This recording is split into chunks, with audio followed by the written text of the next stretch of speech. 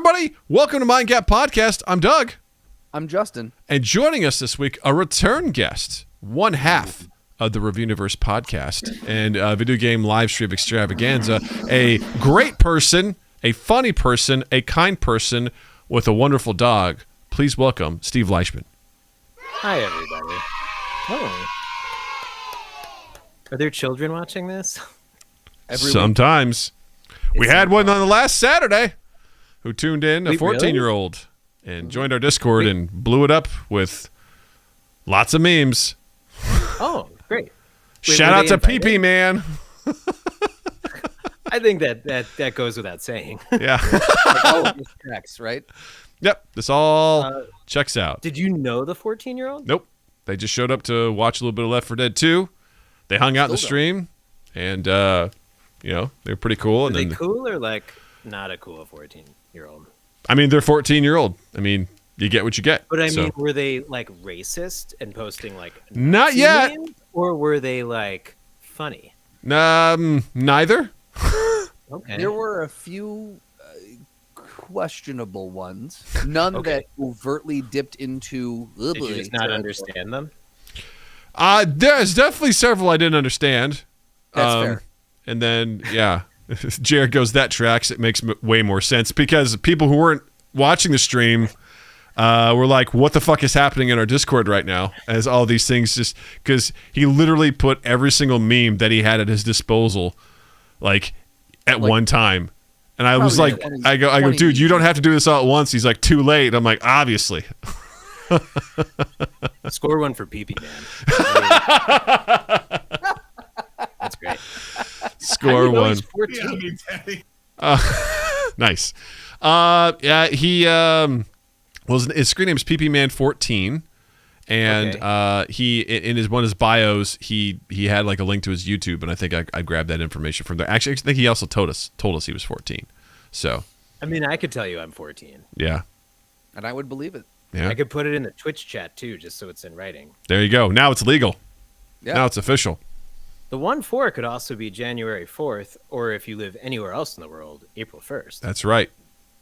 But what year? We'll never know. You're welcome, Jared, you piece of shit. Is Steve PP Man 14? Ask Slotty. I don't know. I just spell Steven with a PH, man.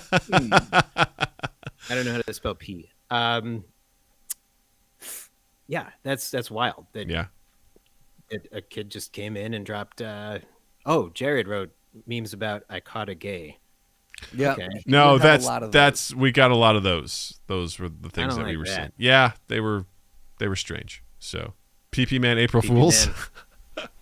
Yeah, it's very much what it could be. April Fools. What have you been doing online, Steve? I'm catching a little bit of this seems like a conspiracy to me. Well, if you must know. Must you know? No. Oh, okay. Well, rather, I didn't know. Oh, okay. Look, I'm not PP Man 14. Maybe I was PP Man 13. Just saying. He got there first. Maybe. Hot takes. Well, before we head down this road any further, Steve, tell everyone a little bit about yourself, where they can find you online if you want them to, and all that good stuff. Sure. Well, my name is Steve, as Doug said. I think it was Doug. I am half of podcast Reviewniverse with Chris and Steve. I'm the Steve half.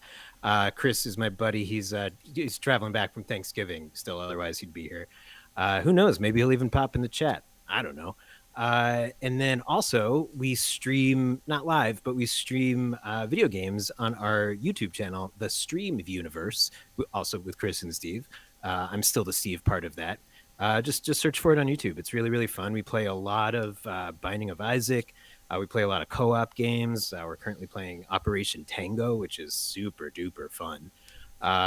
We just played through It Takes Two. It's nice. Great. So, search for anything with Chris and Steve, and you'll probably find us. Yeah, definitely check out their YouTube channel and subscribe to them. I've watched a little bit of your recent Binding of Isaac stream. It was fun. You guys are very enjoyable, so I definitely recommend it. So Yeah, we just play through our PlayStations. Yeah. Technology. Who would have fucking thought? You know? Yeah. Yeah. Well, that's awesome, and we're thrilled to have you back, man. You're like I said, Thanks. I wasn't just talking. You know, I meant truth. I was sincere when I was like, you're a good dude. You're a funny guy. We go way back to our work 4 days. years? Yeah. 4.5 years. Yeah. And it's That's been high school, right. Basically. right? Basically. Like a full high school freshman to senior year. That's right. And it Of was friendship. Plus, it was summer. true. Summer 11 That's right. had me a blast. Yeah, right. I hate that movie, so I won't continue. I won't spread the hate that gospel. movie? Yeah. You hate turkey, the meat, and grease. Thank you Yeah. for clarifying that. The movie, not. You But, just hate just want to make things that are sure also both not countries? the countries, but I. Right. Oh, okay. Big fans of those countries and all Yeah. the Right. listeners you pull from there. Yeah. Right. Okay, all of okay, them. okay. All that we big within the Turkish realm. That's for sure. Oh yeah. Um, We randomly had just when we started our podcast, Chris and I, like we like to like see where listeners coming from. We had very randomly a lot of fans in like Eastern Europe. Yeah.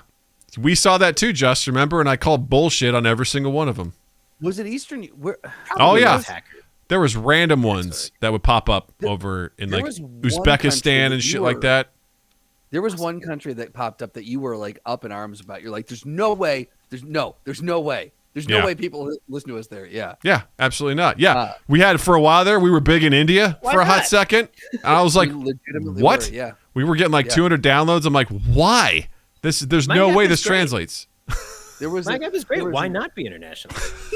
That's what I'm saying. We got Jared. That's all the international we need. Okay. Hey, pretty much 13. What is it? 9 a.m. 9:15 in the morning there, Jared. Yeah, Is right. Is that right? Yeah. Doug is such On- a nationalist. On Wednesday. Such a nationalist. Yeah. No, I just don't I am trust a that little shit. Doug. I don't trust the numbers. You know. I don't trust people listening from other I don't. countries. Is I, what def- Doug said. I definitely don't trust it. I don't trust it. 10:15. I would just- And you know why? Because I don't trust that people would care to listen to us in those. Like they're like, oh, hey, you guys, check out these fellas with the fart soundboard. It's very funny. We should listen and laugh. Oh my God. I like how he gets really mad at things. He hates everything, and that he also has a practical side. And we learn so much about how to be straightforward and reasonable. This is educational. We will tell our kids. For my own edification, can you just clarify what country that was? Oh, you I would fucking like to dude! also know Don't be like that. Don't act like you don't know those people. Okay, because that You're is right. racist. Sorry, that was spot on Italian. Thank you. Thank you.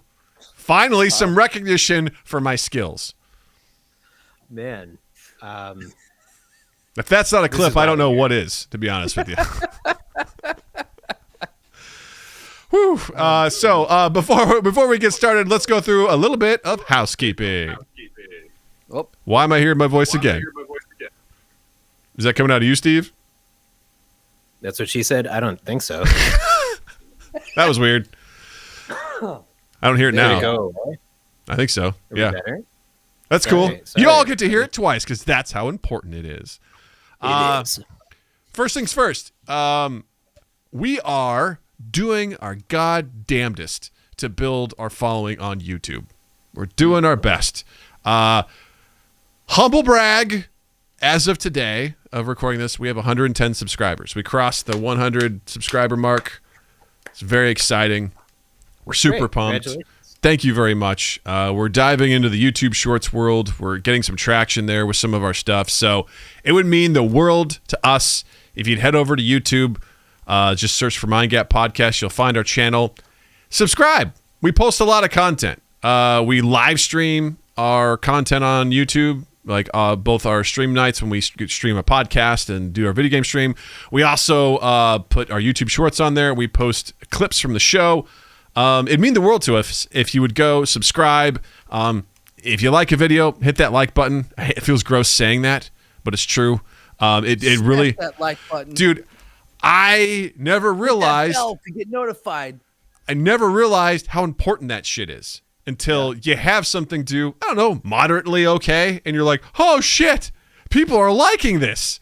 And oh shit, people are subscribing. Like the things that it unlocks when you do that is huge. And so, and just to add on to what we usually say, if you like something we do, please share it. Please throw it on your social medias. If you have a friend and you're like, oh my God, check out this clip, check out this YouTube short, please share it. It honestly, it means the world to us.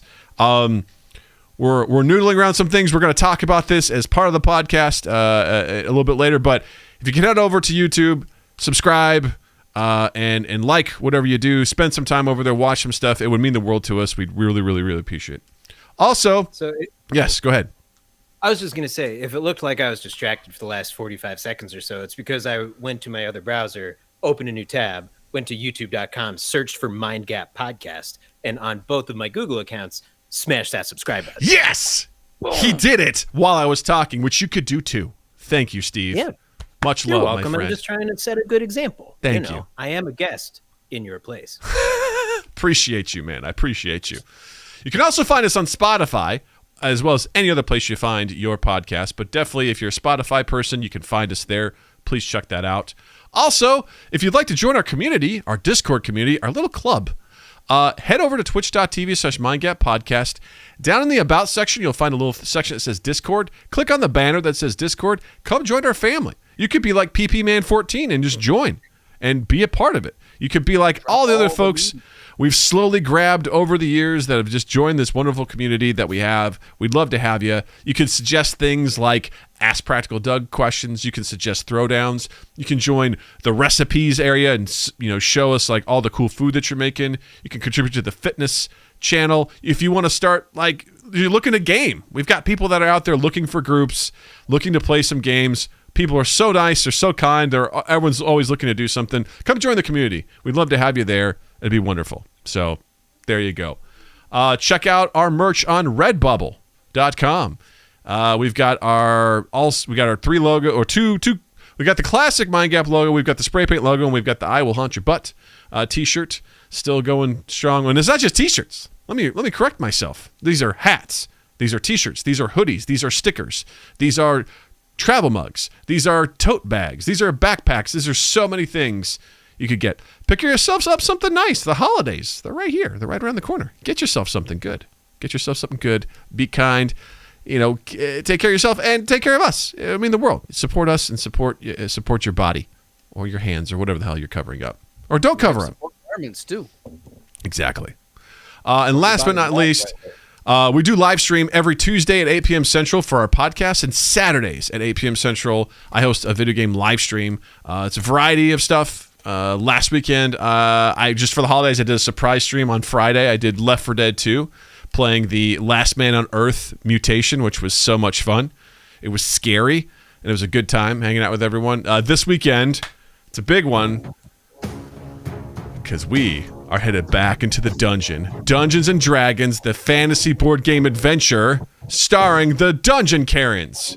Who are the Dungeon Karens? Well, first of all, it's Justin, who's playing Miley, the wizard. We've got Jared playing Lida, the rogue. We've got, I almost said Slotty, that's not right. We've got Sam playing Regdar, the warrior, and we've got Eric playing Josen, the cleric. And it is so much fun. They're going to do part 2 of Adventure 10. They're getting so close to the end of this campaign, and it's about to get real. Justin wasn't there last time. Zenny filled in for him, and Zenny did a hell of a job keeping you alive. She made you proud, and we'll see what happens. I have no doubt in my mind that I would have been so proud with how my character was handled. Yeah, she did phenomenal. No doubt. She did phenomenal. At one point, everyone goes, I think you should do this. And she goes, no, I want to do this. And everyone's like, okay. Like, she stood her ground. She's like, this is what I want to do. So, Zenny. For that,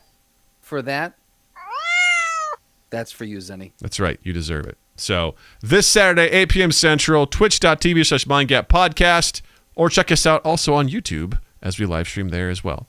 All right. Enough housekeeping. Thank you for your attention. Much appreciated. You're welcome. Yes. I'm just speaking for everybody. No, I know. You know what, Steve? You do speak on behalf of everyone, and we appreciate that. You're a good spokesperson. We appreciate it. So, Steve, you mentioned that you and your fella Chris stream on YouTube. Yes. Why did you choose to do the Streamviewniverse? Is that Streamviewniverse? Did I get that right? Or Yes. why did you choose YouTube over Twitch? Very clever play on the Reviewniverse. Oh, is that what it is? Yeah, I like to just make sure there's no question that's how we got there. That was going to be my follow-up of how did you get that name? But okay, I get it now. It usually is, so I just wanted to get that out of the way, get it off people's minds, so we can get to the crux of the question, which is why did we pick YouTube? Yes? Yes. Yes. So honestly, I think most of it was just, it was very easy to do from our PlayStation. Okay. Like it's just that, because that's how we play. At the time when we started, we both had PlayStation 4s, PS4s, whatever. Chris got himself a PS5 when they first came out, which doesn't surprise me at all because he's just good at stuff like that. And then, but for a while they weren't compatible, so we just couldn't play anything. So that's when we first sort of ventured into like, I think that's when he bought like a capture card, and we were like, okay, how can we play PC games or what's it called, Switch, right? Like we did a Mario Party. That's actually one of our most fun episodes. If you want a recommendation of where to start. But yeah, we sort of like, that was kind of the first time we were like, should we maybe look into expanding to Twitch now that we're off of PlayStation. We're not limited to the PlayStation's upload capabilities of whatever. And then we just kind of never did it, right? For no reason other than we just didn't.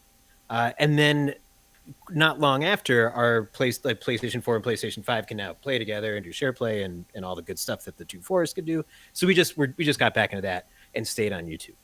But like for, I like, streams. They're great, right? I love video games. I love watching people play video games. I always have. So I think like just Twitch is great for stuff like that. But whenever I hear like, they're probably like breaching contracts somehow, but like streamers talk about like which one they'd rather be on. I think at first it was Twitch, because Twitch was just, kind of the OG, hey, you want to stream video games? Here's where to do it. And then everyone just says who does it and is successful or has found some level of success. They're like, I wish I didn't have a contract with Twitch so I could go to YouTube because I just make so much more money. I didn't realize that Twitch locked you into, when you're at that level, that they locked you into contracts. Yep. Exclusivity contracts. That's interesting. Yeah, when you become a partner, I mean, technically, I think when you become an affiliate, like we are, it's exclusive. Are we allowed to mention other streamers? No, we absolutely can't, for sure. Okay. Yeah, no, that's interesting because I think this has been on Justin and I's mind for a while, and it's been kind of burrowed in my mind for a couple months. Mind gap. Yes, mind gap. It's been burrowed into the gaps of our minds. Thank you. Keeping us on brand. I appreciate you. Smash that subscribe button. No, because a lot of what we do, because like I'm a big fan of Harris Heller. If anyone's not familiar with him, he is a YouTuber and a streamer. He's very big into like music making and things like that. He's an all around. I think he's a businessman, and I respect the shit out of him. And he puts out regular videos about streaming and stuff. And one of the things he talked about is how he switched from Twitch to YouTube, and he's talked about that for a couple of months. And some of the things he's been talking about is just that with Twitch, some of the downfalls, like Twitch, like you said, when you think of gaming and streaming, Twitch is what comes to mind. It's not YouTube. People don't go, man, let's get on YouTube and let's go to Facebook gaming and see what the next thing is. Is that a thing? Yeah, apparently it was when Mixer went down for like a long time. Oh yeah, so I don't know. I think I've been off for a year at this point. So isn't it great? It's awesome. I recommend it. I was going to say, I am very interested in what you're saying, but I want to appear more interested, so I'm going to go like this. That's cool. Look at that. Thank you. See, listen, when you're listening to people, you want to make eye contact, because that's what matters. Is because by having eye contact, you're establishing that connection, and it really proves that you're listening. So thank you, Steve. I just want to say thank you. You're welcome. All right. You're welcome. So, carry on. but one of the things that streamers struggle with on Twitch, according to Harris, is that the discoverability is basically zero. It's sheer luck if you're a small streamer that people are going to find you, because there's just no algorithm to drive people where they are. Whereas with that was on Twitch? On Twitch. Okay. And you can post clips and stuff like that, but the clips don't go anywhere, right? You can easily clip stuff. But with YouTube, and I ran a little experiment where I was like, I'll take some old clips from Twitch, convert them over to YouTube Shorts, put them out there. We've got lots of views. For us, let me preface that. These weren't millions, but we have a couple shorts that, were 1,500, 1,600 views. One that was like over 3,000. That I was like, okay, that's cool. A couple of them are a couple hundreds. So for us, this is huge. And we saw a lot of movement. If we get like 4 views, we're like, hell fucking yeah. Oh, yeah. Short form content right now is definitely where it's at. I mean, you see that with Reels, TikToks, things like that, which are all very powerful. But I saw that and I was like, okay, so there's something to be said where we kind of looked at YouTube as, this is where we'll dump our episodes every week, but we're really not going to do much else with it. Yeah, we'll post a random clip or something like that, or here's a highlight or whatever, but we didn't really put a lot of effort into it. And, the more we look at this, the more I'm like, man, YouTube has a lot to offer here. And YouTube's really not that far behind Twitch as far as what they're offering for people, because also when you're done live streaming, your episode lives on YouTube to be discovered as part of the algorithm.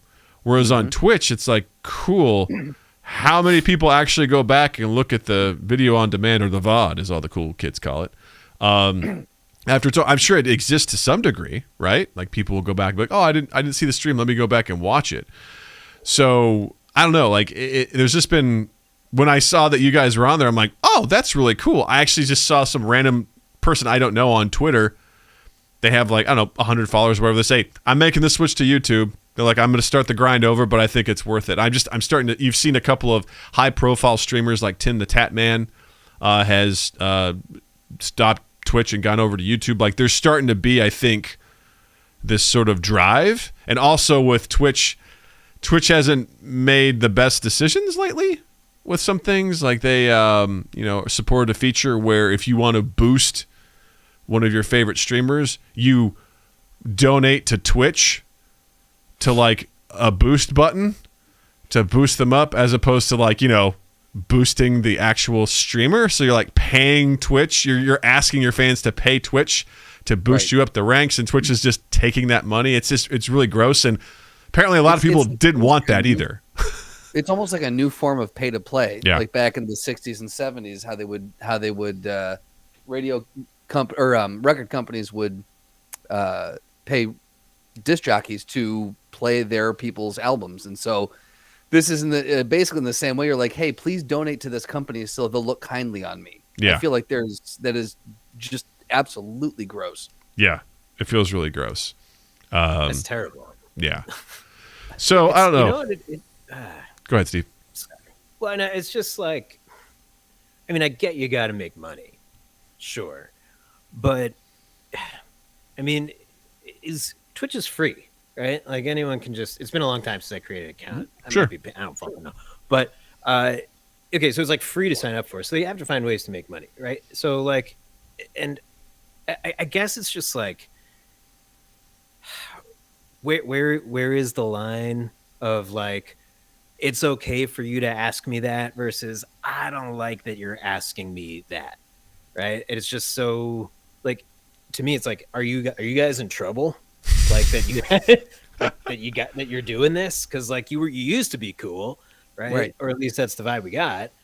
So are you in trouble and you're just like you're desperate, or like you're just like so money hungry? You're like, fuck it, who cares? Just money. Like any opportunity to like sell fries, like would you like fries with that? Just upsell. It's I don't like it. Yeah, well, because Twitch takes a percentage of your subscribes, your subs and things like that. They take a percentage of your donations. They take you get a sliver of the ad revenue. People can donate their, once a month if they have Amazon, Prime. They can donate a sub to a streamer once a month. Like they have ways to do it, but they're taking a cut of everything, which I don't have a problem with, right? Especially for us. Hell yeah, we get any sort of revenue from this. That's a huge fucking win for us. Like, we'll take it, you know? Yeah. And to be fair, they're providing the service. So, okay, there you go. Absolutely. Thanks. Right. But in that right there, that's where That's kind of it. they're making their money. If you're saying, pay us, bribe us, essentially, to bump someone you like up, I don't care how you spin that. There's only one way to look at that, and that is a bribe. Yeah. It is, It's payola. That's it. Give me $20, I'll make sure you get picked first. Yeah. Right. Yeah, it's really weird and it's gross. And if you add into that the fact that it's so hard just to be discovered on Twitch. I mean, Justin, do you remember when we first started, the random people that would show up, like when we started streaming? And it was, I can't stress this enough. If you all were there back then, that was some terrible quality stuff. I recently watched a clip from back when we were recording in the basement of that of Elephant and Castle Bar, and why anyone would ever show up and listen to us was beyond me, because we were recording on Justin's iPhone 20 feet away, 10 feet Not at best. Recording, streaming from an iPhone. Yes. Right. So you're talking that limited bandwidth. We're either off of, and we didn't use our data plan, right? So we were off of the Elephant and Castle's office Wi-Fi, so coming in the basement, coming through a brick wall. So it was rough to begin with, and then we didn't have all of our mics pumped into, because it was just a cell phone that was on a so everyone would always comment, "You guys are a little low" when I watch you on the stream, and it's like, yeah, because the camera or the phone that's 20 feet away is the source of audio for you watching the stream. It was horrendous. Yeah. Nothing about it was good.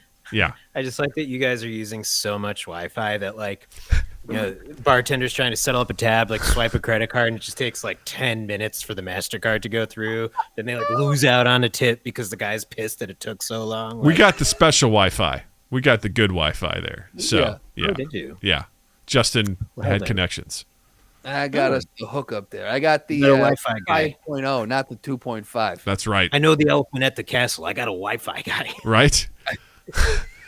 But that's the thing, is like, it was terrible quality, yet randomly we'd have people show up and hang out. A couple people would come by for a couple weeks. We'd never see them again. And then I was like, why would anyone just be like, hey, check out. Remember we had the guy that goes, I love to come by to like what was it? He said it. It was such like a condescending. It's a backhanded compliment. Yeah. It's a backhanded compliment. Love where he's those. like, I like to come into streams. He more or less said, I like to come into shitty streams and just see what's going on. And we were like, huh. I like to pop into streams that have no followers. Yeah. And check out what they're doing. Yeah. I'm like, thanks? Question mark. Thank you. Yeah. I feel like I'm attracted to you now. Yeah. Yeah. Please keep negging me. Do you like to go on dates with men named me? Because I like what I'm hearing. Yeah, because I got a guy named me, and you're great. He is lonely. liking what he's picking up what you're laying down. That's right. Yeah. His name is Peepee Man 14. And another. That's not okay if he's 4 actually 14. I'm sorry, I forgot about that part. Sorry. But he said he's a man, so it's got to be legit. Anything you read on the internet, It's true. That's true. absolutely true. At least maybe true. For context, Twitch has around 41 million users just in the United States. Mhm. And so, again, just to think about, let's say even a tenth of those people were actually streaming and not just watching, which is probably much more than that. But like, that's an insane number of, and when you don't have nearly the recommendation algorithm that YouTube has built up, you know, like there is zero chance such a hard mountain to climb getting discovered on Twitch. And to go back to the VODs that you were talking about, the video on demand, people go to Twitch to watch live streams. You go to YouTube to watch video. We've been conditioned for the last 15 years to go to YouTube to watch things, to watch videos on when we want, on demand. Twitch has got the corner on the market for, hey, if you want to watch a live stream, specifically video game live stream, because I would beg I would bet that if you go up to a random person on the street and say, "Hey, you've heard of the website Twitch?" Yes. Okay. What do they do? Oh, video game streams. I'll bet you most people know that and nothing else. So they've really like pigeonholed themselves into this. They got a corner on that, but they've really, really pigeonholed themselves.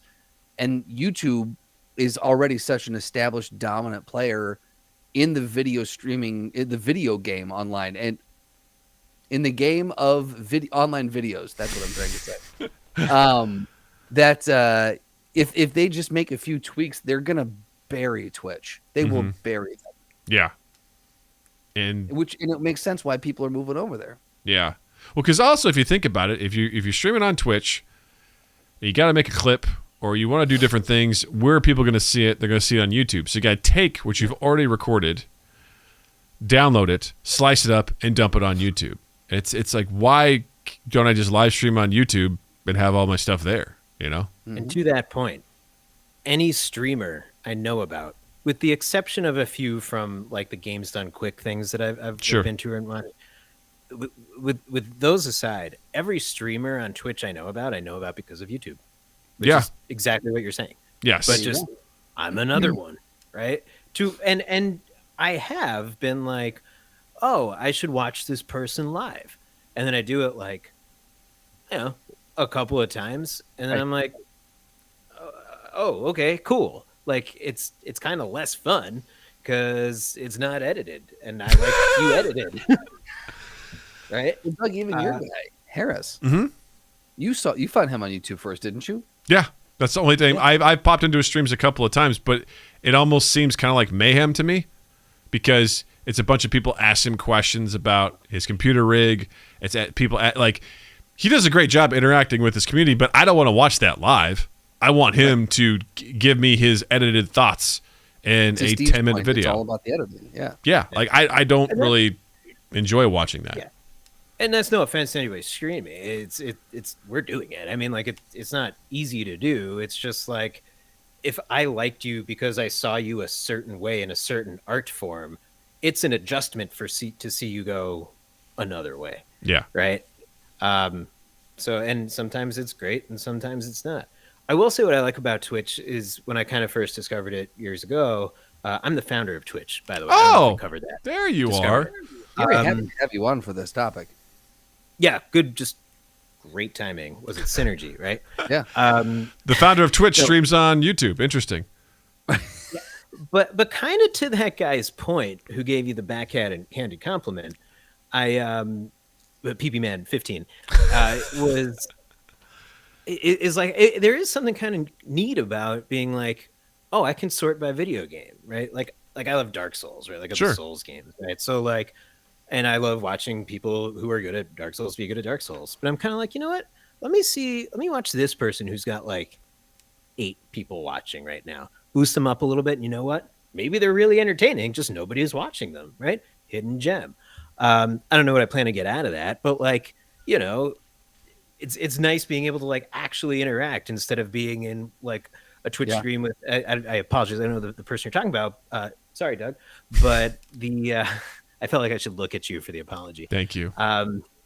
It's like to your point. It's like questions are like it's like you're gonna get lost in that if you like actually if what you care about is interacting with a streamer, and I think that's what a lot of people care about. Like especially like. Kids and teenagers, I would think that's cool, right? Like if I could have watched live TV as a kid and like chatted Jerry Seinfeld, like hell yeah.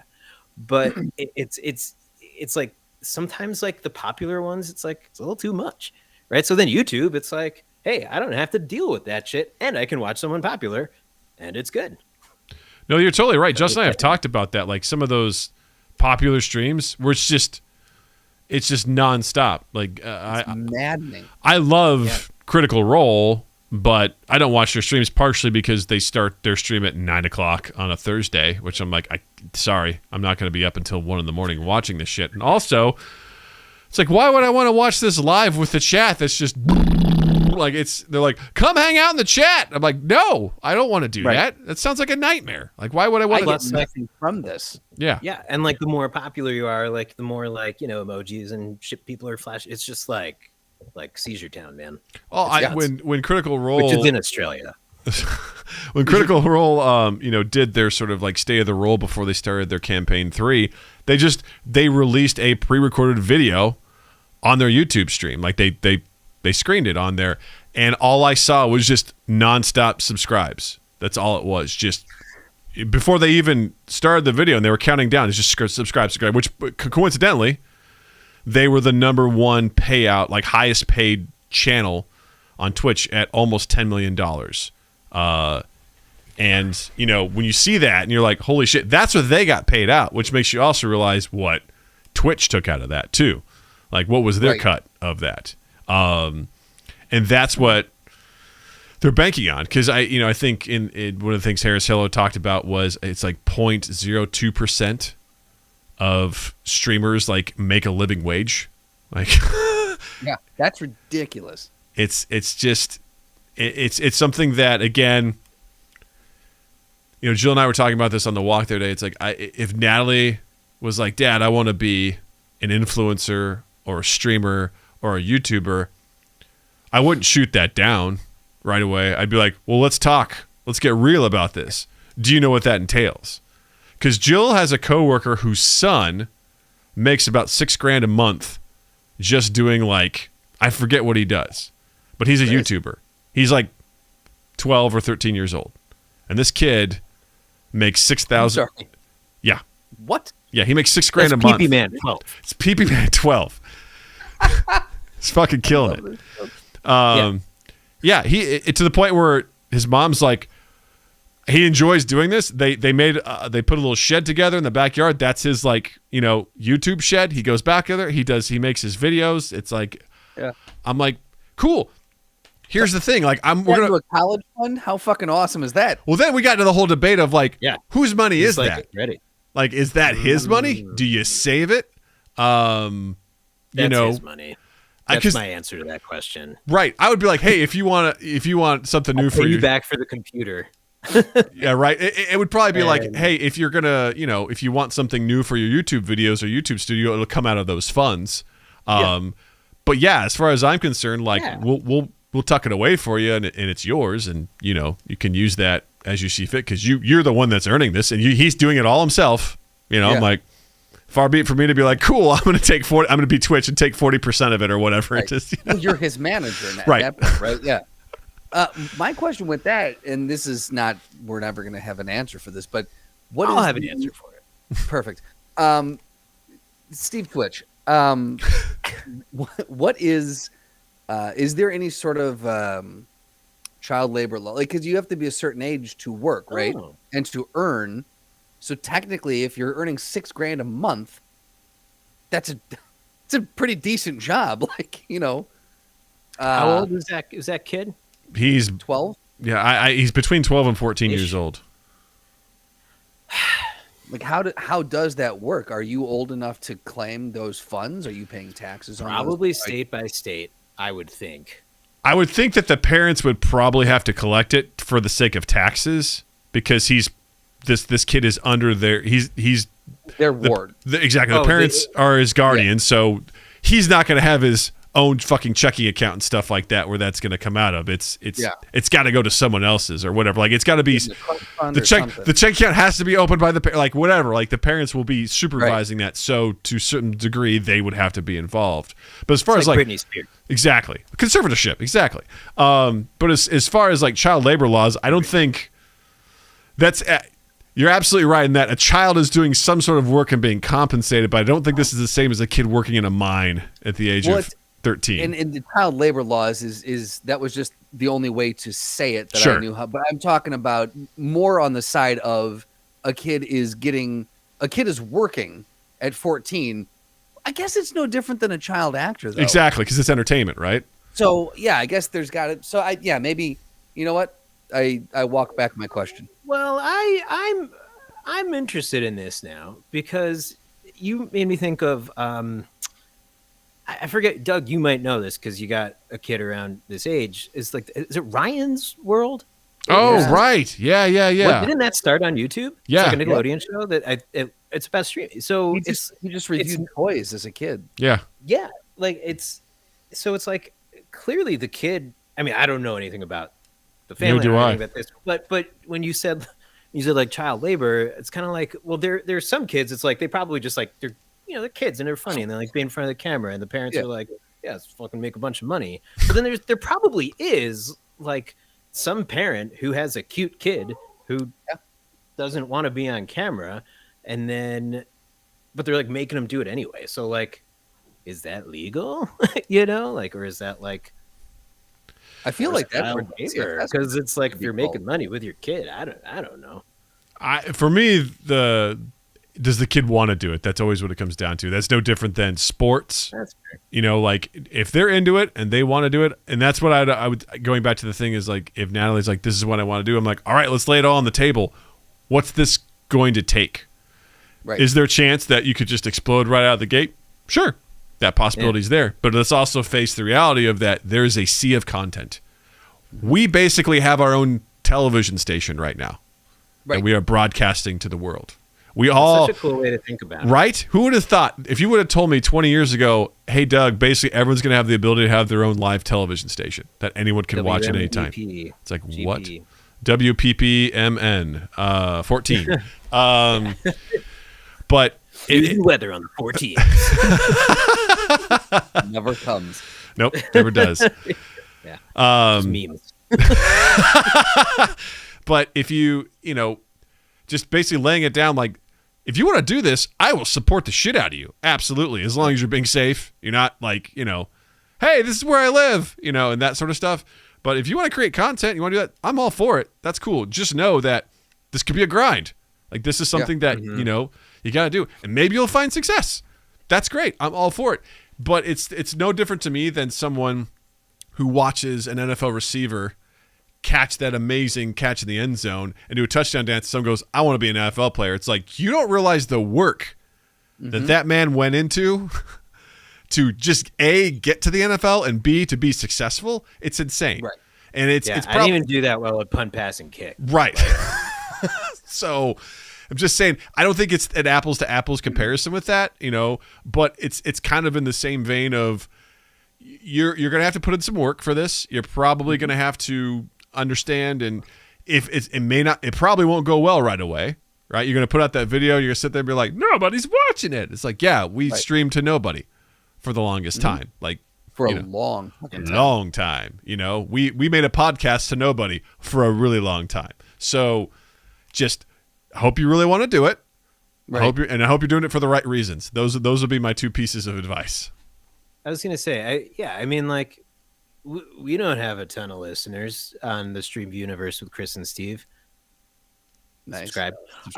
Smash that subscribe button. But that's the thing. It's like, I don't, like, I hope you do, and I hope you like it, but, like, I don't give a shit because I just like doing it. Yeah. Right. Right. And I think to me, that's the right reason, right? Like, if you're doing this, well, it's interesting because I think if you're doing this because you enjoy it, then it's all success. Right. Like, then you're just happy. Mm-hmm. But if you are doing it to be famous, then it is a job.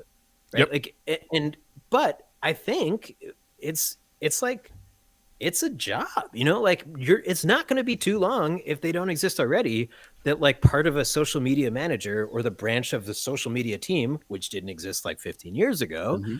It's like, now you're going to see job postings for like Twitch stream manager, right? Or Twitch actor, or Twitch, and like it kind of already happens, right? Like you have people on like I don't know, like just like on like GameStop, right? Like the GameStop YouTube channel, they have like little stars, right? Like, and that's just who they are.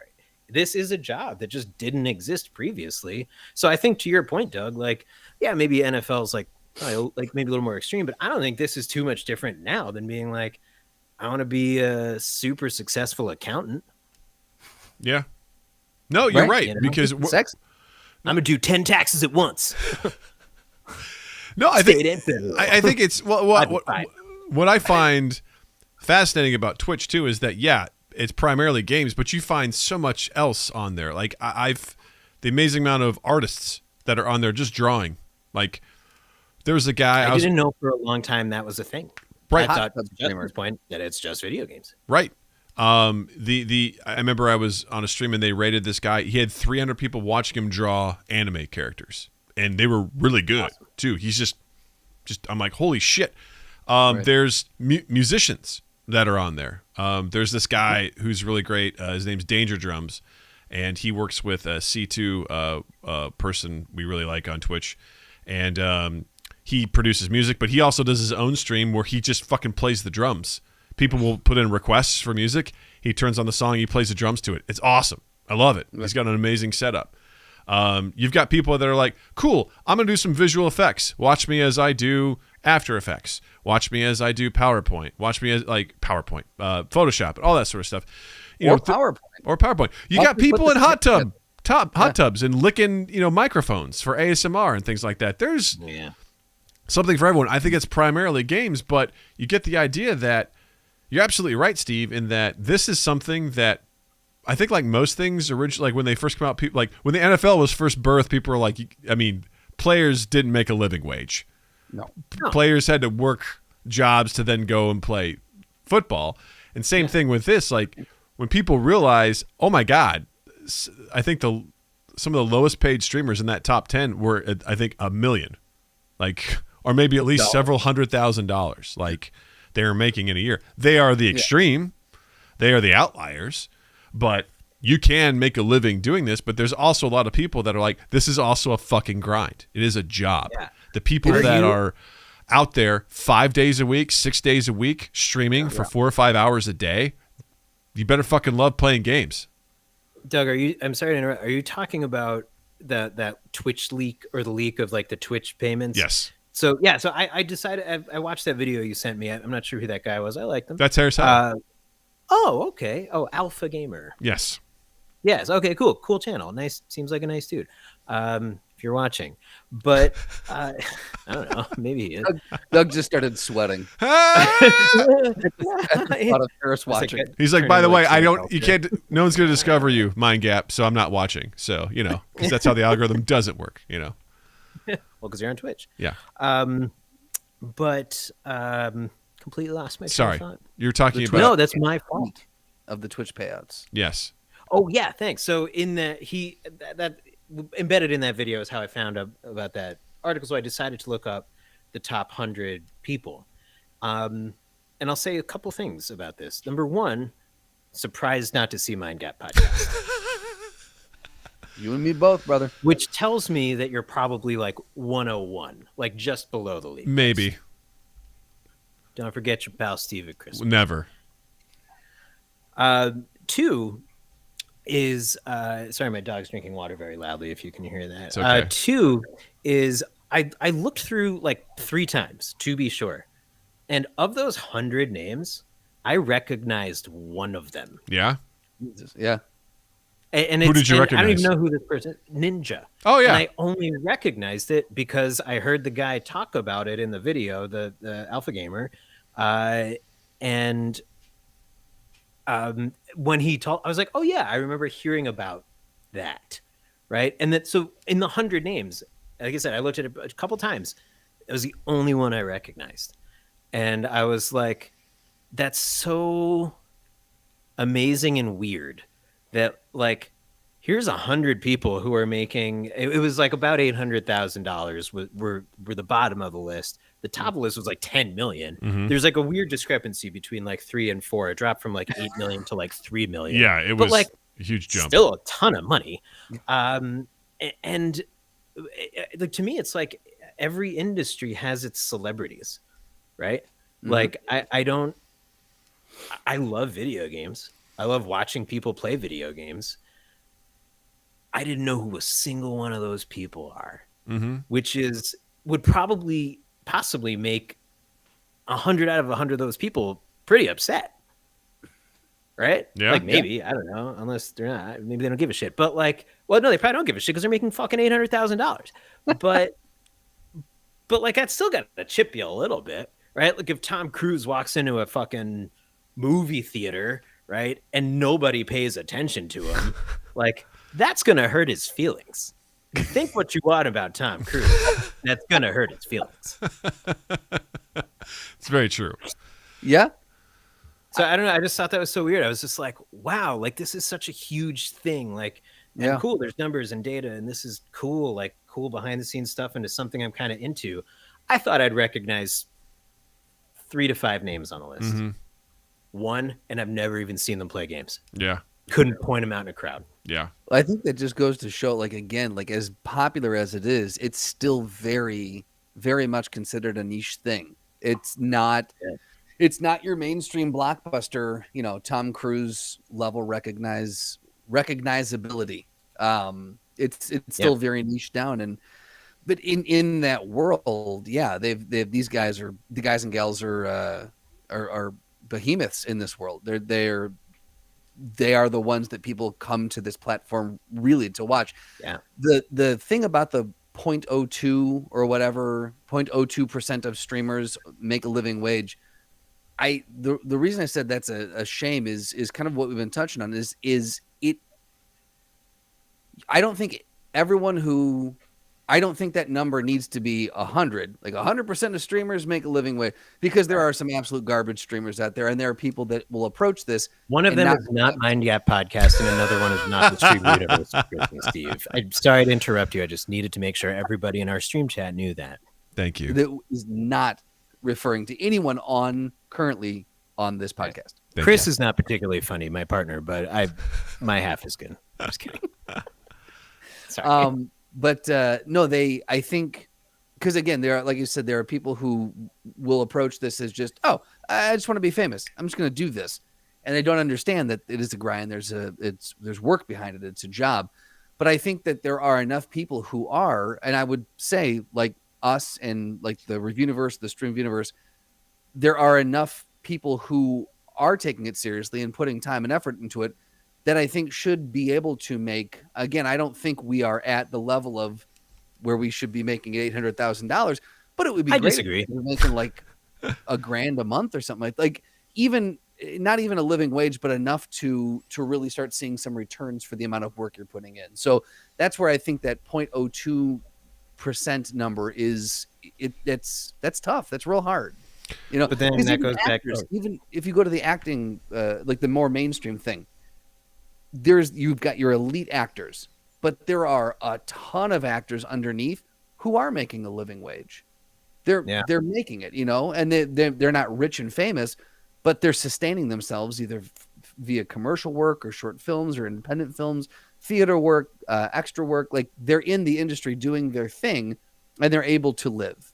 So I think there's a lot of ground that this industry has to catch up on in order to kind of invite more people into it. Or if they want to make it more mainstream, I think they need to make up a little ground there. That's a really interesting point, because I guess I felt almost a little like not slighted, not disappointed, but like I love video games. I play them pretty much every day. Like I enjoy streamers. I enjoy streaming. I love GDQ. I try to go to GDQ, as many GDQs live as I can. What's GDQ? To that point. Oh, sorry. Games Done Quick. There's two speedrunning marathons throughout the year. Raise millions of dollars in a week. But like to that point, like there's a couple of people that I've seen it though. I go, hey man, I love watching your shit on Twitch, or YouTube. Like you're great. And like it's like for a second, it's like I kind of met a celebrity. So like I guess with all that in mind, looking at that list of 100 people, like I love video games. I'm involved in the industry in my personal life. Like I have my own little celebrities that I like. I didn't recognize a single person, and I was surprised. Yeah, absolutely crazy. But I think that is exactly your point, where it's like I'm in this weird level of niche where like I don't know. It's like, you know, the big movie stars live over here. The video game stars are over here, and I'm kind of like in the middle of like, like I know the low guys over here and like the big guys over here, but it's slowly coming together. I think it's gonna happen. Like you can't be a teenager making $10 million a year and not have that catch on in some capacity. Yeah. Oh, sure. I think we saw that with YouTube celebrities first, like that. Yes. I feel like that genre or that industry figured out a way to bridge that gap where they're like, that was they figured out a way to have enough people start making a living on it to where it was churning out better content than more people. Like, it kind of was a self-fulfilling prophecy, and it started to close that gap into more of the mainstream. I have no doubt it will start to happen with streaming too. I just think that there's a lot of work that needs to be done in the industry and on platforms like Twitch and YouTube. I think once YouTube really gets their talons in it, they're going to figure out, because YouTube did it with their YouTubers. So I think they're going to be able to recreate the formula or the model with streaming.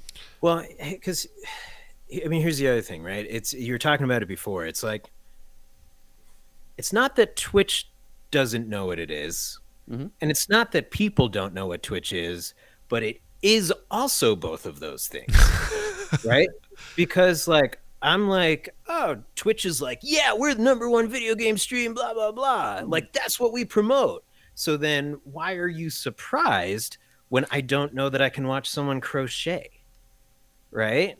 So I think you either have to lean into it full on video games, right? And maybe have a different branch under a different name, or like education, where just you can see people paint or draw anime, right? Lean into it fully that, or lean into it kind of the other way and be like, guess what, motherfuckers? We're a creation channel, not a video. And you got to like put all your marketing dollars into that. Right. You got to pick one and punch through it, or else you're going to have the problem that you have, because YouTube, they got the Google money, man. Like, holy shit. And the Google brains and the Google coders. And like, and to your point, they already conquered video. Don't worry about video stars. They conquered video, right? They already did that. So as they figure out more and more stuff, they're going to wedge.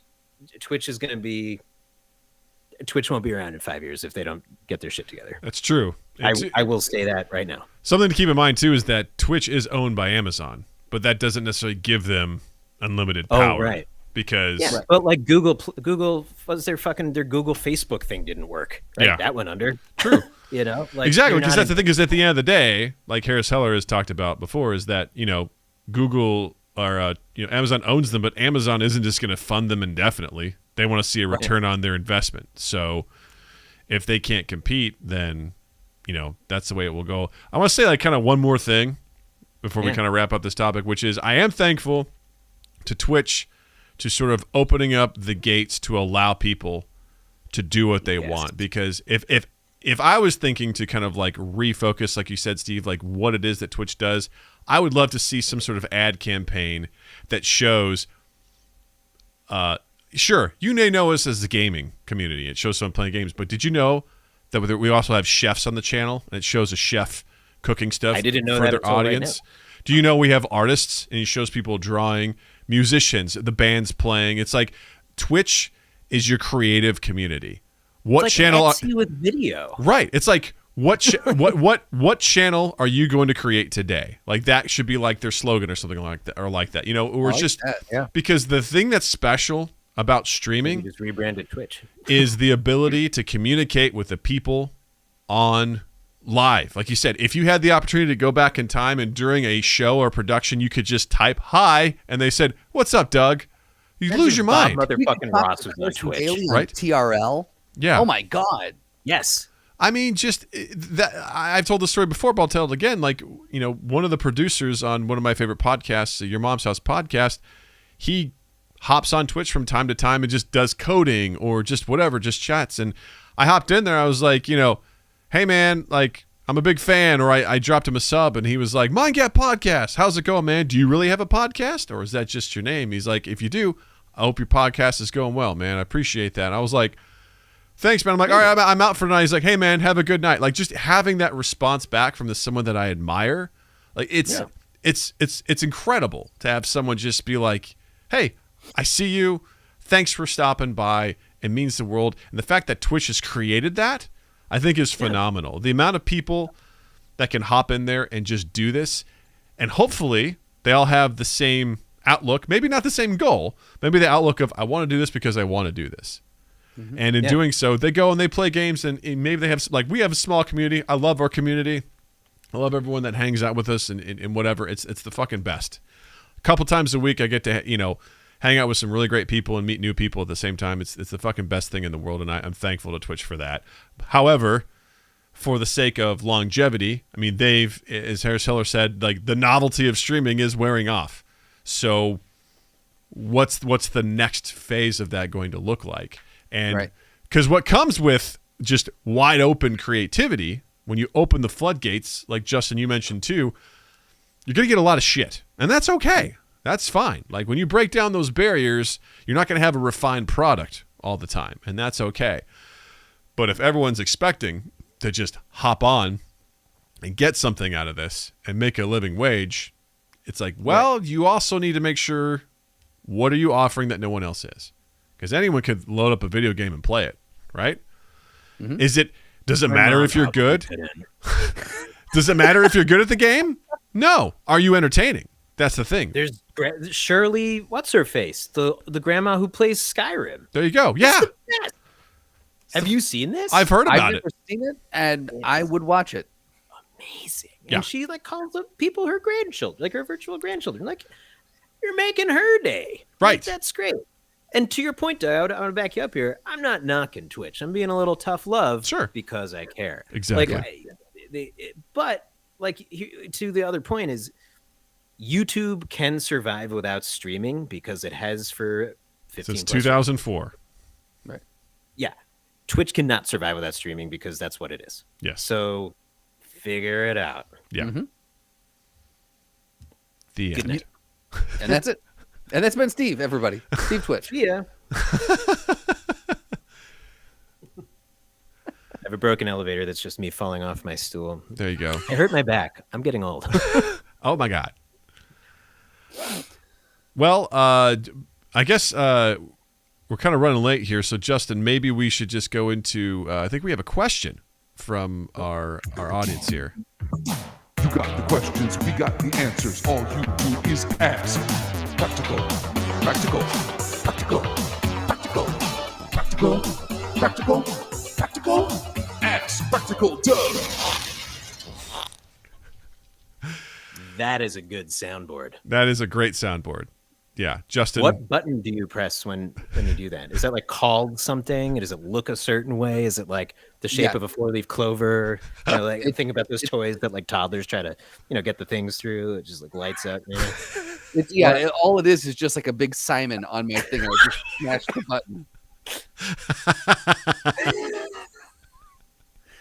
It's amazing. A button called Ask It's like Practical the longest game of Simon because it's that twice in a row, followed by like a fart noise, and then a horn honk, and then that again, and then like some really long speech from like Shawshank Redemption. My friend, it's like you've been playing for 4 hours. It's like, yeah, I'm up to my 4th sound. It only has 4 buttons. So this segment is what we like to call Ask Practical Doug, which is essentially there's a part of me, a little piece of Doug that lives inside me who's known as Practical Doug. It's very practical. Love it. And so we like to offer this service to you, the listener, the viewer, to anyone. If you have a question, all you got to do is ask Practical Doug. Shoot us a message on our social medias, drop us an email, mindgappodcast@gmail.com, or join our Discord and drop it in the Ask Practical Doug channel, which has been very lively lately, I might add. So, with that being said, Justin, what do we got? Well, we got 2 on the docket today, and we're going to pick one. And Steve, I'm going to have you pick number 1 or number 2? 2. 2. Done. I was hoping you would pick this one. Oh, boy. Okay. Oh, boy. Here we go. How, Practical Doug, how do you, and this is from Jared, by the way. So, you're welcome. Fuckhead. How do you prove your dick is big without showing it? Well, if Practical Doug is going to take this literally, I'll say this too. This isn't necessarily appealing to Doug's. There's nothing really practical about this. This is more like, I feel like this is an advice section now, more than anything. Like, dear Abby. Is it just advice for Jared? Does he ask all the questions? I think No. Jared. I love I'm Jared. a little worried what he's going to do with his answer. Like, I feel like it's a little too on the nose, this question, but go ahead, Doug. well, this, I guess, was culled from a Reddit thread, which devolved into something pretty magnificent. Thank you, Steve, again, for making eye contact. Taking this very literally, when you talk about showing it, to me, that involves like whipping it out. All right? So there's some other ways around that, okay? Wear sweatpants, but don't wear underwear, right? That's going to give you... That's practical. That's right? practical. It's kind of in the showing realm, right? Like you're kind of, you're putting out the vibe without really putting out the vibe, right? Like that's a good way. That's a good way to do it. But I would say technically you're still showing. Right. So yeah, what else you got? So I think the other aspect of that is it kind of more of, because the trick of this is it's, how do you put out that big dick energy, if you will? It's like Pete Davidson energy. What'd you say? The Pete Davidson energy. The Pete Davidson energy. There you go.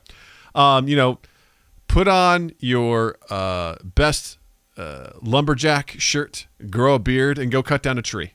Like that right there is big dick energy. Stop a robbery in progress. Tackle the person to the ground. Make an actual citizen's arrest. That's a good way to do it. Sure.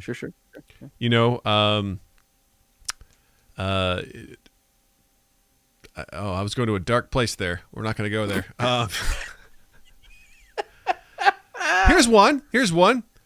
Go to the Chicago Boat Show and stop every single person from buying a boat because it's a depreciating asset. There you go.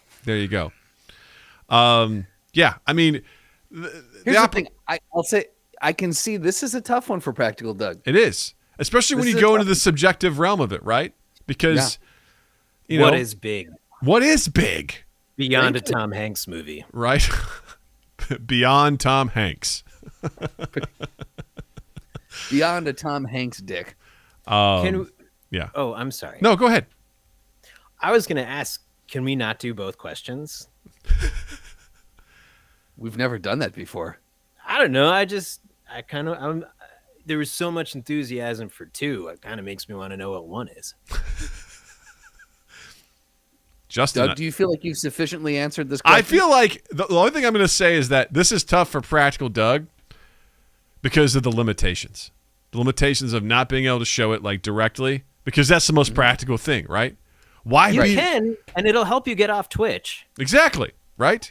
That'll get you out of a lot of places. That'll expel you from most things, but it'll put you on a lot of lists. But the idea of especially if PP Man 14 is here, exactly. If you're trying to, prove the size of something, the best and most direct, the shortest distance between 2 points is a straight line. Like, show it. An erect penis. I gotcha. Exactly. Okay. It's an erect penis between 2 points, and that's trick. Outside of that, it's like stereotypes. It's like you show people you got a big dick without I can bench 230 pounds. I can. Hug a bear and survive. I can watch Superman Returns and smile. Boy. If I may, I would posit that the way to prove that you have a big dick without showing it is to not give a shit about proving it to anybody. That is it. Right? Because that doesn't matter. I ain't got shit to prove. Yeah, because the only people who try to prove they have a big dick are people who don't have a big dick. And who are worried, who need that validation. And this has been Ask Practical Doug. But is it over? You got the questions, we got the answers. All you do is ask. That was a good sign. Right? It is over. Because we have something else we got to get to. Practical. Ask Practical Doug. I have an idea. Whoa. It's too late. That's right. We can pause that though. If you have an idea, I want to hear this. I do, because it's kind of on the topic of what we were talking about, of content and specifically shorts, right? Especially for like special ones to your subscribers. Mm-hmm. You could always make a short of you answering the other question that didn't get picked. Interesting. For the people like me who want to know your answer to the other question. That's Free fair. content, That's true. baby. There could be bonus content for folks, but it's also we bank those to do later. I'm saying. So Oh. Sorry. it's all good. It's all good. I don't know. We want to save them. Well, here's the thing. We know it's a good segment when the guest is like, "Wait, fuck everything else. Can we just do another one of these?" That's a I good loved sign. it. Yeah, Yeah, that's a good sign. that's a really good sign.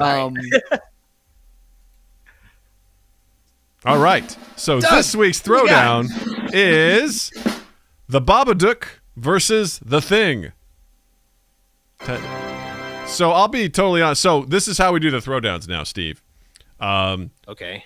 We know that in the past, Justin and I, it used to be originally that Justin would come up with these on the fly during the podcast episode. And then we started actually doing production meetings. And we would try to think of, sometimes we'd spend almost the entire production meeting trying to think of things to do in a throwdown. So then we have an unruly amount of time. So then we fortunately leaned on our Discord. 14 spent on his screen name? Exactly. Way more than that. So fortunately, we have a council of elders within the Discord community that have come together, and they have curated these for us. And we don't know what they are until we go to this segment. Someone goes into our notes, they post them, we don't look at them until it's time. And so now this is where we go. I don't know exactly what I'm familiar with the movie The Babadook, but I don't know the Babadook. But fortunately, what we have is we have the breakdown of these creatures. Are you familiar with these, Steve, at all? Funny enough, we watched the Babadook for our podcast, Reviewniverse with Chris and Steve. Nice. I truly don't remember which episode because we watched movies a lot. So yes, that I would need to. Is the Thing like a blob? The Babadook? No, the Thing. Oh, the Thing. So, I don't remember what the Thing was. Oh, this is like from the movie, like John Carpenter's The Thing. Yeah, That's what I thought. Yeah. Gotcha. Cool. I saw some screenshot somewhere of it. Almost looked like Frankenstein. I think that was probably from the 1950s. Sorry, I upset you're a fan. I'm sorry, Wolf Slur. No, it's not a fucking blob. With a sad face and a caps lock. I'm sorry. So I understand this thing now. Like I get what this is now and what it's capable of. So it's very, very interesting. Okay. So Justin, which one do you want to break down? Do you want to do Babadook or do you want to do the Thing? I got Babadook up here so I can break that down, Cool. I guess. All right. So Justin's going to take us through the Babadook and tell us what this thing's all about. So Well, no, he's going to tell us what the Babadook's all about. Yes. You're going to tell us what the Thing's all about. Yes. Thank you. Yes. So the thing about Mr. Babadook is he's a demon. His powers and skills, vast supernatural abilities, which is insanely vague, dark powers, possession, telekinesis, teleportation, shape-shifting, and manipulation. His hobbies include terrifying families and using adults as his puppets.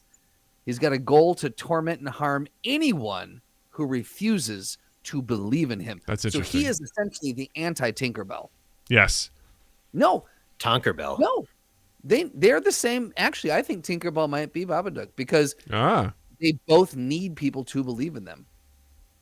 I'm just saying, everyone who didn't clap at the end of Peter Pan got tormented by Tinkerbell. Well, he doesn't need people to believe in him. He wants them to believe in him. And if they don't, he terrorizes them. Whereas Tinkerbell dies. Okay, so maybe the Babadook and Tinkerbell are related in some way. I guess. He's the Babadook black is sheep of the just dead family. Tinkerbell. It's like her in the afterlife. There you go. Oh, now this is it. I'm into it. Yes. Now we're talking. That's how I understood that. The movie is good, by the way. I enjoyed it. I hear it's good. For anyone watching. So it doesn't really say. I'm just kind of reading. This one is not broken down as it's not sectioned off as well as some of the other ones. I'm kind of reading through a block of text here, trying to figure out if it has. That's about the movie. Finding the courage to face certain demons, stands up to the Babadook, shouting that she will kill it if it tries to harm Samuel. By the way, spoiler alert there for anyone who hadn't seen the film, so just an FYI. Oh, is this the film? Yeah, this I'm is a reading synopsis of the film. Great. So what we're pulling from this is supernatural. Supernatural, Telling you, dark if you powers, don't possession, believe in it, telekinesis, it dies teleportation. too. Well, if you don't believe in it, it comes for you. Well, yeah, but again, spoilers. Amelia says, "I'll kill you if you try to hurt Sam." And then defeated, the Babadook collapses in front of her. So basically, you just stand up to the Babadook and said, "No more." I think they're related. My theory: Tinkerbell, Babadook, same being. But anyway, Babadook, dark powers, telekinesis, teleportation, shape shifting. Doug talked about the thing. All right, so the thing is an alien creature. Its aliases are the thing and the devil. Powers and abilities. Oh boy, this has a scrolling feature to it. Good lord. Christ. Able to launch Is that long. one of its powers? Yeah, I guess. It launches long and sharp tentacles to grab or impale victims with limitless stamina, immunity to sub-zero temperature. Strength levels vary depending on their sizes, and vulnerability to guns, high intelligence, coordination, shape-shifting, technological knowledge, ability to replicate and assimilate on a cellular level. Merge flesh to flesh with their victims. Deception. Tell me more about that. Deception. Body parts that can function autonomously. Body parts that can detach from and reattach to main bodies. So,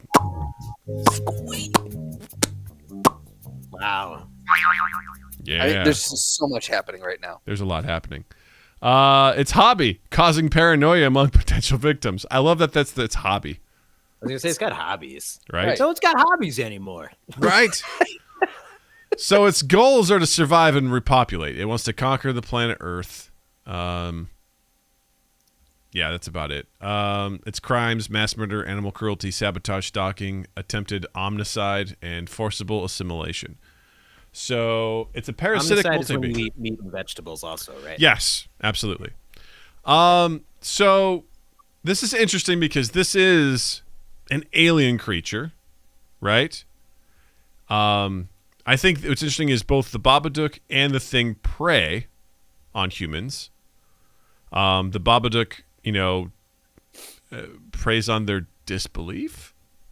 Whatever. Essentially, the Thing will actually attach itself to its host and break it down and reassimilate and repopulate itself that way. So that's its goal.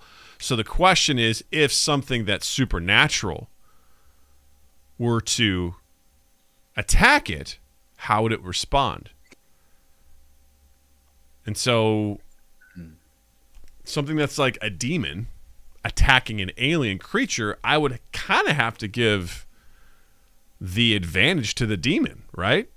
Because this alien needs essentially what makes it terrifying to humans is that it can essentially forcibly assimilate itself to that creature, whereas with a demon, can it do that? And I'm like,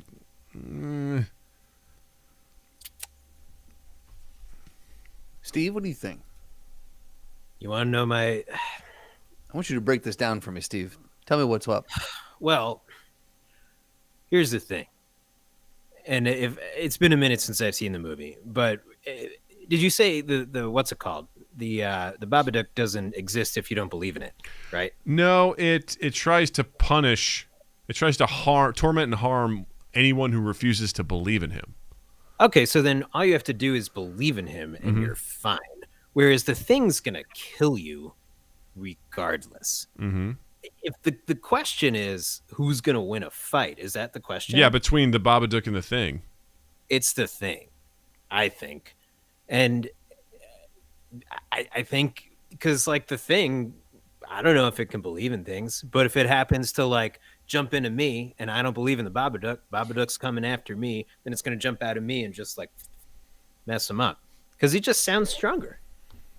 So here's the thing, though: the Babadook has the power of possession. So could he possess the Thing? The Thing assimilates, but the Babadook could possess. So then they would just be friends. Believe in me. Okay. Is a throwdown ever ended in friendship? Because it just truthfully, it kind of sounds like they'd get along. I don't know if it would ever end in friendship, but they definitely... Skellington and Zero. I don't know. I don't. I feel like the Babadook, just based off the fact that he could, if he's got possession, because my whole thing was, you know, you always think about it as this like organism. You see with the tendrils and everything in the actual film, seeing an image of it, this helps. I always just assumed it was like a very small parasitic thing that could grow large if it wanted to. But if this is kind of what we're saying it looks like, and it's actually like a big, you know, whatever, I would say the Babadook could take this thing, because if it's got any sort of consciousness, the Babadook could possess it, and that's game over for me. Yeah. So, again, why kill it? Have a buddy. You're both trying to do the same thing. I don't know. Maybe I'm just trying to keep the peace here. I think with you're a non-confrontational sort. I'm incredibly non-confrontational. I'm kind of with Wolf's lore on this one, is that the Babadook is not a physical monster like the Thing. It's a demon. Yeah. So the things that give the Thing the advantage in most of these situations is the fact that it's dealing with physical creatures like humans. And the Babadook does not fall prey to the same things that the Thing would fall prey to. The Babadook doesn't give a shit if it's assimilated another human and pretending to be that. It doesn't care. If it's just if you're talking about just sheer capabilities, you know, I think the Babadook has a huge advantage in that regard. Well, then, can the Babadook only hurt humans? Because if so, then this guy ain't human, and he's fine. But then also the Babadook isn't human, so this I don't know, man. This is way harder than I thought it was. Considering the Babadook is listed as doing animal cruelty as one of its crimes, then I feel like it goes beyond humans. Not a hobby. No, it's a crime. It's hobbies terrifying families. Crime's just a bad hobby. But the thing's got animal cruelty. Of course, because it assimilates itself into other animals, so it absolutely does it. But that's answering, like Steve is like, does the Babadook harm anything that's not, you know, humans? And does obviously, the Babadook have hobbies?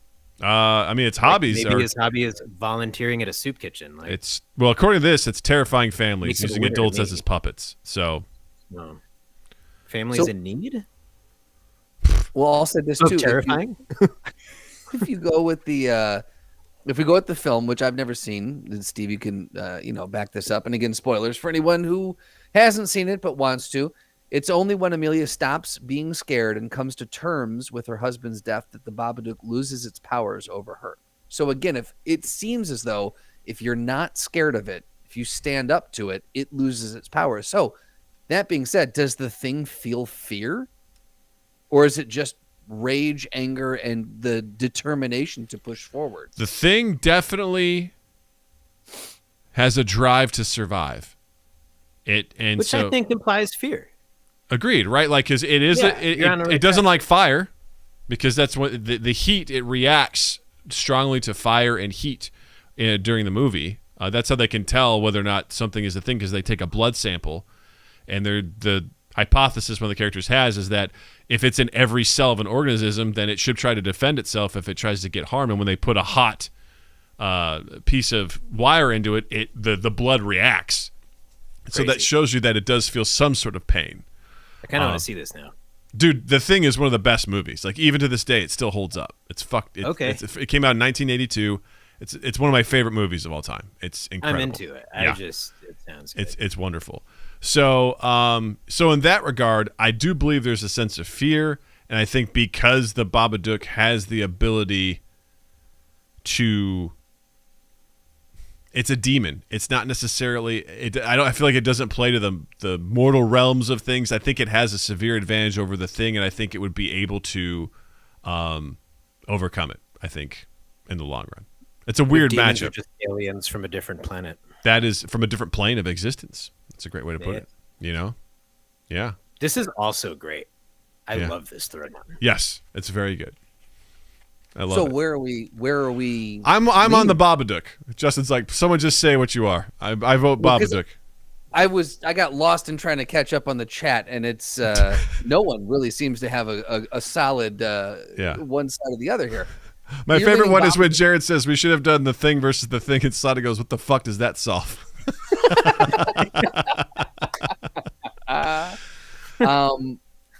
So you're saying Babadook because it is on a different plane of existence. Mm-hmm. And I'm saying the Thing. Well, you're saying that the Thing does have fear because anything that wants to survive can have a fear of not surviving. Mm-hmm. Okay. Noah says, "Does the Thing know fear is the same as if we didn't do last week's battle because the kids refused to summon Captain Planet?" How does that? Wait, no. I don't agree with that at all. Because the Babadook feeds on fear. If you don't have fear towards it, then it loses all of its powers. Mm-hmm. Yes? Mm-hmm. Can we agree on that? I think that's I think Okay. So how is that not admissible into this? How is that into this court of law, sir? Yes. I'll wait until the stream catches up. Because the battle can't function if they don't encounter one another. Right, but if they encounter one another, one of them, the Thing knows no fear, they wouldn't battle. That's false. That's absolutely false. Maybe the Thing just wants to battle, doesn't know fear. Well, I think that's why I'm on the Friends train still. Like, they met. Get off that thought they were gonna train, hate derail each it, other, set it on fire. and It's not then happening, Steve. it They're not turns out friends. they both like milkshakes. How would they meet? Because we make them meet. Yeah. Done. We're Yeah. suspending disbelief here a bit when we imagine they can come together, right? If the Babadook is summoned by fear, how does that encounter? How do they encounter one another? Okay, so maybe. All right, here we go. I'll tell you how they encounter. Someone is. They're at a Maggiano's.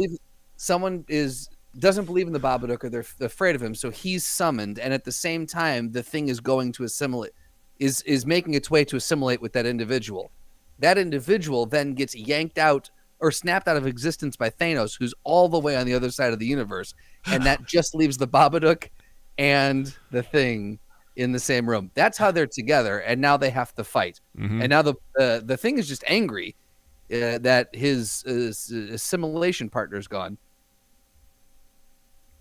Done. Noah says, I believe for a Another split friend second in your lost, scenario, a friend gained. the Thing may have had a moment of fear, giving the Babadook power. So, Slotty says it's a mall parking lot, and the Thing backs into the Babadook's car while pulling out of a parking lot on Black Friday.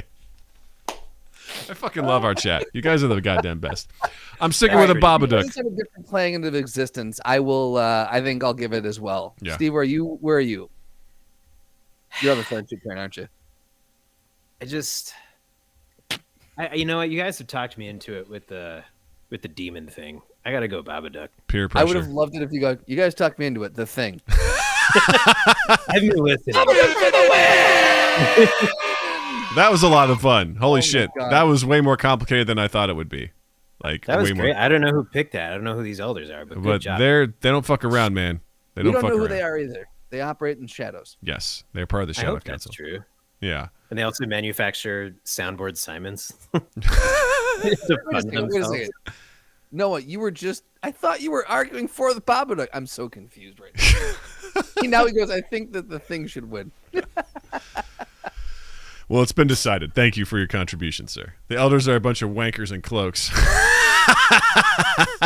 I love it. Sounded like Oh, Jared. God. I like that. So, Steve, this has been absolutely wonderful. Yeah, So I much loved it. fun, Thanks man. for letting me hang out. It's course. nice to talk to other fucking people. Yeah, man. You know? So this is the part of the show where we go through and make recommendations. If you've got anything that you've watched, read, anything that you just in general would recommend for the viewers, the audience, the listeners that they should check out, by all means, fire it away. Okay. Were you talking to me? Yeah. I'm sorry. I sort of thought so. Well, definitely the Streamviewniverse with Chris and Steve. A lot of fun. This sounds so silly, but I'm finally watching Seinfeld from start to finish for the first time. Nice. Like, I've probably seen every episode at some point, but it's like it's really fun to watch it from start to finish. So pick a show that you think you know really well and just start it over. That's my recommendation. A show that you've never seen all the way through, but you feel like you've seen a lot of. Start from the beginning and go through. That's my recommendation. Nice. I like it. Nice. Justin, what do you got? So on Disney Plus, the Peter Jackson documentary Get Back was released. It's a commitment. It's 3 parts. The first one is 2.5 hours. The second one's almost 3 hours, and the third one is, I think, 2 and change. But it is, if you are a fan of the Beatles at all, it's really, really cool. It took me about a half hour to really get into it because I couldn't figure out. It's not the typical way that a documentary is told. This is purely just footage, and they cut the footage to tell the story of this like 18-day period in January of 1969 where the Beatles recorded their last album, and it's leading up to the rooftop show that they played. But it is once you kind of get the feel for what they're doing and how they're doing it, it's just really cool. I don't know how the fuck they took this footage and remastered it, but it looks crystal clear. It is gorgeous, like they just recorded it or something. Probably did it on YouTube. I think it was that or Twitch, one of the two. But yeah, I would strongly recommend if you're at all into the Beatles or just that era, give that a watch. It's very cool. Can I ask a serious question? Yeah, go for it. Yeah, I don't like the Beatles. Would I still like this based on, it sounds like I might based on how you described it. let me ask you this. Do you dislike the Beatles or are you just neutral? No, I just don't think they're as good as everybody says they are. Gotcha. I respect what they did and I absolutely admire their historical importance, but like I'm not like, hey, Beatles. Yeah, in that sense, then I would say give it a watch. You might not make it through all like 6 hours of this or 8 hours of this journey. Mm-hmm. But even if you make it up through, I would say if you make it at about I think I went back because I had to tell someone about it. It's about an hour. I think it's an hour and 3 minutes into the first episode. You watch John Lennon, or you watch John is late showing up to rehearsal. So Paul just sits down. They've got 14 days to write 14 songs essentially and do this album. So Paul's getting nervous. He sits down and just starts playing and noodling around with whatever, trying to come up with a song. And you watch in real time, you watch him write Get Back. And like that's very cool. You watch the process where he's singing, he's scatting and singing nonsense words and he's just futzing with chords. And then all of a sudden it starts to develop. And then Ringo goes to the drums and you watch the song happen. See, that's cool. I'm into that. Just a pure, like, you're like, fuck, I just watched a legend write a song that, it's really cool. So there's if little they were on Twitch at the time, you would have chatted them. You would have said like, hey, cool, Paul. Yeah. Sorry, I didn't mean to derail things. I was genuinely curious, and that was a great answer. Thank you. That's good because I'm the same boat as Steve. Like I nothing the Beatles. I respect exactly what they've done, but I'm not like, oh, check out this Beatles song. I just don't. It's just not my thing. So sure. But I also hear what's great is Peter Jackson, also known for Lord of the Rings, is going to next year release the extended version of this documentary. So you get to see like essentially it's gonna double the length of this. They had 60. Wait, or is that a joke? That is totally a joke. Yes. Okay, I was gonna say. I believe you. They had 60 hours of footage. Well, there's actually 120, and he's saving it for the extended version. So. And they had 150 hours of audio recording that no one had ever heard before. So when you said that, I'm like, that's possible. Yeah. Because he did that with the Lord of the Rings, where he had the regular cuts, and then he had like the extra ones that just added so much more. Which you fucks made me watch. Yeah, you're welcome. I didn't do anything. Steve's like, let me clear my name. I didn't have anything to do with that. So. Sorry. This fuck and another fuck. Mm-hmm. Yeah. Okay. Thank you. You're welcome. I'm going to recommend for the second week in a row Arcane on Netflix. I just watched it a second time because I loved it so much the first time. It's fucking awesome. It is based in the world of League of Legends, but don't let that dissuade you. I don't know anything about League of Legends, and I watched the show, and it's fucking phenomenal. From just the animation, the artwork is great, the voice acting is phenomenal, the music is great, the story is compelling and at times gut-wrenching. I'd say the first 3 episodes just fucking get you juiced up and ready to go, man, because it comes in 3 episode arcs. There's the 1 through 3, 4 through 6, and 7 through 9, and it's phenomenal. And I cannot recommend it enough. Noah finally checked it out, and he was like DMing me being like he agrees. Like he was like, this is awesome. Like it's a really good show. So the episodes are around 40 to 45 minutes, so it's not a huge time commitment. So Great. if you're looking for something very good, engaging, and I fucking can't recommend it enough. So y'all better check it out so we can talk about it. Do it.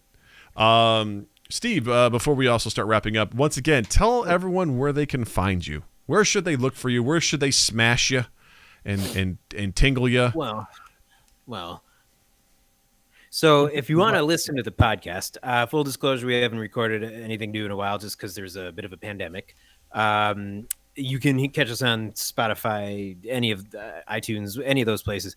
It's just the Reviewniverse with Chris and Steve. For the YouTube stuff, head over to youtube.com. Search for the Streamviewniverse with Chris and Steve. I saw animated pictures, or illustrated, I should say, pictures of myself and Chris.